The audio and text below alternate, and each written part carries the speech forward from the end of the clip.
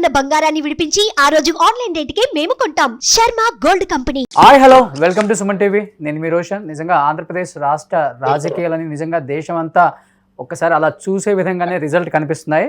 So ఇప్పుడు అదే విషయం మీద మాట్లాడడానికి మనతో పాటు అందుబాటులో ఉన్నారు వినుకొండ టీడీపీ అభ్యర్థి జీవి ఆంజనేయులు గారి భార్య సో లీలావతి గారు. అమ్మ నమస్కారం. అమ్మ నమస్కారం. సో ఎలా అనిపిస్తుంది ఓవరాల్గా? అంటే గుంటూరు జిల్లా అయితే ఆల్మోస్ట్ క్లీన్ స్వీప్, పల్నాడు జిల్లా, గుంటూరు. ఎలా అనిపిస్తుంది ఓవరాల్గా చూస్తే ఈ రిజల్ట్? మీకు ఎక్స్పెక్ట్ చేశారా ఫస్ట్ ఇది? నేనైతే అనుకున్నాను, ఎందుకంటే కాకపోతే 130 నుంచి 140 దాకా వస్తుంది అనుకున్నాను. ఎందుకంటే ప్రజలలో చూస్తుంటే అది సైలెంట్ ఓటింగ్ కనిపిస్తుంది బాగా.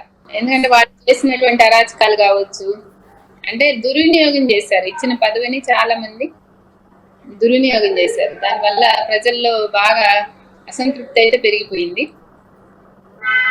దానివల్ల ఇప్పుడు మనకి చూస్తున్నాం కదా అంతా కూడా మార్పు. అంటే వార్ వన్ సైడెడ్ లాగా అనిపించింది. అంటే వార్ వన్ సైడ్ అవుతుందని వాళ్ళు చెప్పారు, తీరా చూస్తే వార్ వన్ సైడ్ అనేది టీడీపీ కూటమి వైపు ఉంది. ఎవరు ఊహించిన ఫలితాలను కూడా చెప్పొచ్చు ఒక రకంగా చెప్పాలంటే మీరు అన్నట్లుగానే. ముఖ్యంగా వినుకొండలో అనేది ఏ విధంగా ఉంది మీ విజయం? అసలు ప్రజల పట్ల ఆ ఆదరణ, మీరు తిరిగారు, ఎందుకంటే ఇంతకుముందు ఎమ్మెల్యేగా మీరు కూడా కంటెస్ట్ చేశారు ఇంతకుముందు. అండ్ ఇప్పుడు భర్త విజయం కోసం వెన్నంటూ ఉండి ప్రతి గ్రామం, వీధి, గడప తిరిగారమ్మా. ముఖ్యంగా ప్రజలలో వ్యతిరేకత అనేది ఏం కనిపించింది? అంటే మమ్మల్ని వాళ్ళే పిలుస్తున్నారు రోషన్. చెప్పాలంటే వినుకొండ టౌన్ లో అసలు టౌన్ వాళ్ళు మెజారిటీ అనుకున్నారు. అంటే టౌన్ నన్ను స్వయంగా అందరూ చాలా మంది వాళ్ళ కాలనీలకి అలా పిలుచుకున్నారు. వాళ్ళే పిలిచినప్పుడు ఎలా ఉంటది చెప్పు. ఇప్పుడు మనం ఇంటింటికి తిరిగే వాళ్ళం ఇంతకు ముందు, కానీ రివర్స్ లో ఈసారి నన్ను పిలిచారు, సార్ని పిలిచారు. అట్లా అప్పుడే అర్థమైంది అనమాట. బాగా వాళ్ళ జనం బాగా తిరుగుబాటు కనిపించింది నాకైతే టౌన్ లో. అలాగే వినుకొండ నియోజకవర్గంలో చాలా మార్పు కనిపించింది. ఎక్కడికి వెళ్ళినా కొంతమంది సైలెంట్ గా వచ్చి చెప్తున్నారు. కాకపోతే అంటే చాలా మంది చెప్పారమ్మా, గ్రామీణ ప్రాంత ఓటర్లు అనే వాళ్ళు జగన్ వైపే ఉన్నారు అనేది. అంటే ముఖ్యంగా చెప్పుకోవాలంటే పల్నాడు జిల్లాలో అట్టడుగు వెనకబడ్డ ప్రాంతం ఏదైనా ఉందంటే వినుకొండనే చెప్పుకోవచ్చు. సరైన తాగునీరు సదుపాయం కోలే ఒక నియోజకవర్గం అంటే వినుకొండ అని చెప్తూ ఉంటారు. అలాంటి నియోజకవర్గంలో కూడా మూకుమ్మడిగా అంటే కుల మతాలకు అతీతంగా కూటమికి ఓటు వేయటాన్ని ఏ విధంగా చూడొచ్చు? అంటే నమ్మకం కోల్పోయారు వాళ్ళ మీద. వాళ్ళు చేస్తారని నమ్మారు, ఆ నమ్మకం కోల్పోయారనమాట. ఎందుకంటే వాళ్ళు నిలబెట్టుకోలేకపోయారు. ఇక్కడ తాగునీరు వరకపొడిసెల ప్రాజెక్ట్ పూర్తి చేస్తాము, అది పూర్తి చేశాక వచ్చి ఓటు అడుగుతామని చెప్పారు చాలా కాన్ఫిడెంట్ గా, కానీ చేయలేకపోయారు. అట్లాగే వినుకొండ టౌన్ లో కూడా వాళ్ళు వాటర్ అనే సమస్య పూర్తిగా తీర్చలేకపోయారు. ఆ విధంగా జనాలు ఇంకా నమ్మలేకపోయారు వినుకొండ వరకు అయితే. ఇచ్చిన అది కాకుండా వాళ్ళ మీద కూడా కేసులు, జనరల్ గా ఆపోజిట్ మీద కేసులు పెట్టారు. అది కాక మళ్ళీ వాళ్ళ మీద కూడా, వాళ్ళకి వ్యతిరేకంగా ఉంటే వాళ్ళ మీద కూడా కేసులు అనమాట. ఆ విధంగా కూడా బాగా తిరుగుబాటు వచ్చింది వినుకొండలో. అంటే మీరు అన్నట్లుగానే చాలా మంది చాలా దారుణాలు చేశారు అని చెప్తున్నారు. అదేవిధంగా వినుకొండ నియోజకవర్గంలో బొల్ల బ్రహ్మనాయుడిని తట్టుకోవడం కూడా చాలా కష్టం అని చెప్తూ ఉంటారు.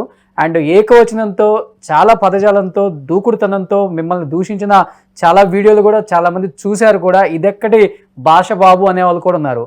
అలాంటి వ్యక్తితో ఈసారి మీరు ఎలా ఢీకొట్టగలిగారు? అసలుకి ఎలా రాజకీయం చేయగలిగారు ఈసారి? వినుకొండ అనేది చాలా సెన్సిటివ్ది. ఈ నియోజకవర్గం చాలా సెన్సిటివ్. ఎందుకంటే ఎవరు అలా మాట్లాడితే హర్షించరు. పైగా తట్టుకోవడం కూడా పాపం జనం చాలా బాగా తట్టుకోవాల్సి వచ్చింది.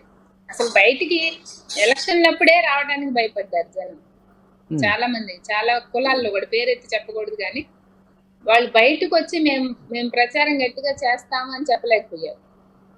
ఎందుకంటే అంత భయపెట్టారనమాట. ఆ భాష కూడా, అట్లాంటి భాషని ఎవరు క్షమించరు ఇక్కడైతే. అనుకున్నారా కుల మతాలకి అతీతంగా అక్కడ ఓటింగ్ పడింది, జీవి గారికి వార్ వన్ సైడెడ్ గా నడిచింది అనుకున్నారా? అవును, కుల మతాలకు అతీతంగానే పడింది బాగా.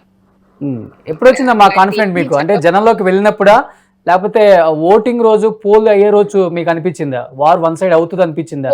అది ఈ రోజు రిజల్ట్ చూసినప్పుడు మీకే ఆశ్చర్యంగా ఉందా? అట్లా ఏం ఆశ్చర్యం ఏం లేదు రోషన్. ఎందుకంటే ఈసారి మాకు గట్టిగా వస్తుందనే నమ్మకం ఉంది.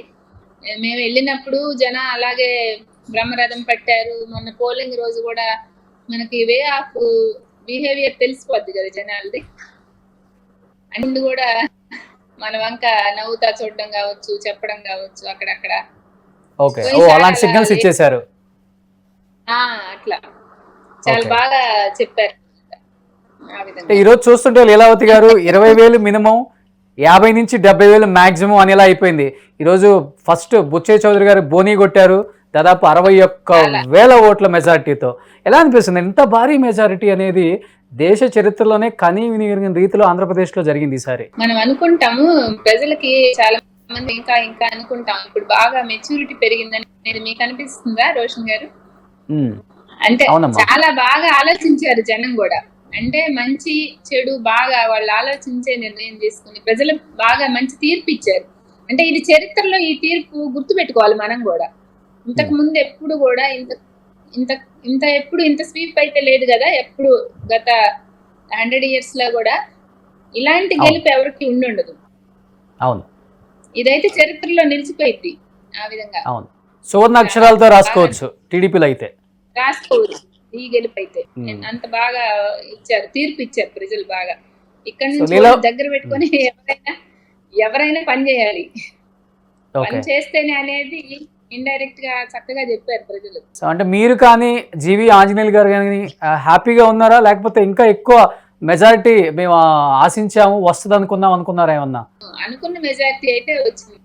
ఎందుకంటే మేము అంతే 20 నుంచి 25, 26 అలా వస్తుంది అనుకున్నాం. కష్టానికి ఫలితం దక్కిందంటారు. దక్కింది. సో వినుకొండ నియోజకవర్గ ప్రజలు మీ వైపు ఉన్నారని క్లియర్ గా అర్థమైపోయింది అంటారు. అర్థమైంది. సో వినుకొండ నియోజకవర్గ అభివృద్ధిలో ఇంకా ఇప్పటి నుంచి ఎలాంటి అధ్యయనాలు మొదలు పెట్టుకుంటున్నారంటే మీరు కూడా ఎక్కువ ఆయనతో పాటు మమేకం అవుతారు, ప్రజలతో మమేకం అవుతారు, మండలాలలో మమేకం అవుతారు. ముఖ్యంగా వల్లాపల్లి మండలం, ఈపూరు మండలం, న్యూజెండ్ల మండలం, కొచ్చెర్ల ఇవన్నీ చూసుకుంటే ఓవరాల్గా ఎలాంటి ప్రణాళికలు సిద్ధం చేసుకున్నారమ్మా? మండలం అంటే మండలం వైజ్ అంటే వినుకొండ టౌన్ కావచ్చు. వినుకొండ టౌన్ అయితే మంచినీళ్ళది మేము ఇంతకుముందు 159 కోట్లు మన చంద్రబాబు నాయుడు గారి ఆధ్వర్యంలో మనకి శాంక్షన్ చేశారు. అదైతే పూర్తి చేయాలనుకున్నారు ఫస్ట్. ఇంకా ఆ తర్వాత వరకు కుడిసెల అప్పుడు కూడా మన పార్టీ శాంక్షన్ చేశారు. కాబట్టి అవి మెయిన్ ఇక్కడ తాగునీటి సమస్య పరిష్కారం చేయాలి ఫస్ట్ అయితే. లాస్ట్ అండ్ ఫైనల్ గా చెప్పండి, అమరావతిలో ప్రమాణ స్వీకారం ఉండబోతుందా, వైజాగ్ లో ప్రమాణ స్వీకారం ఉండబోతుందా? అమరావతిలోనే ఉంటది. అమరావతి చారిత్రాత్మక ప్లేస్, ఎప్పుడు నిలిచిపోయింది ఇంకా చరిత్రలో ఇక్కడ నుండి.